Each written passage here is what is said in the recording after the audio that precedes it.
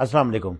एक किसी भाई ने ये सवाल पूछा है कि वालिद जो है अपनी ज़िंदगी में अपनी जो जायदाद थी वो दो बेटों के नाम कर गया था। उस बंदे के दो बेटे और दो बेटियां थी, लेकिन उसने पूरी जो जायदाद थी वो दो बेटों के नाम पर कर दी थी।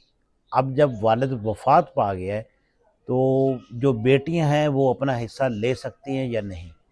तो इसकी मिसाल जो है वो बहुत आसान है, बड़े आसान तरीके से मैं समझा देता हूँ कि एक बंदा है, उसकी जायदाद है, उसने अपनी ज़िंदगी में बेच दी, औलाद को कुछ नहीं दिया। तो जब बेच दी है तो जब वो फौत हो जाएगा तो वो उसकी वो वरासत ही नहीं है, तो उसकी औलाद जो है वो कैसे क्लेम कर सकती है। अब जो सेल करते हैं प्रॉपर्टी, फ़रोख्त करते हैं या किसी को गिफ्ट कर देते हैं, दोनों का ही रजिस्ट्री और इंतकाल हो जाता है। दोनों की जो है वो जायदाद जो है उस वालिद के नाम से निकल जाती है, अगले बंदे की हो जाती है। तो इसलिए जब वालिद वफ़ात पा जाएगा तो उस जायदाद में से बेटियों को कुछ भी नहीं मिलेगा।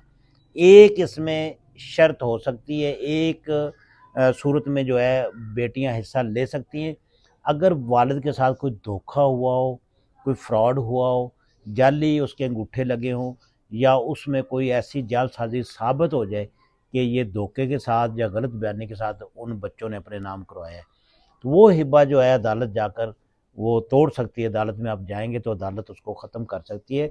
लेकिन अगर वो बिल्कुल सही सलामत हुआ है, कानूनी जो उसके सारी रिक्वायरमेंट थी वो पूरी की है, तो वो बेटियों को हिस्सा नहीं मिलेगा। बहुत शुक्रिया।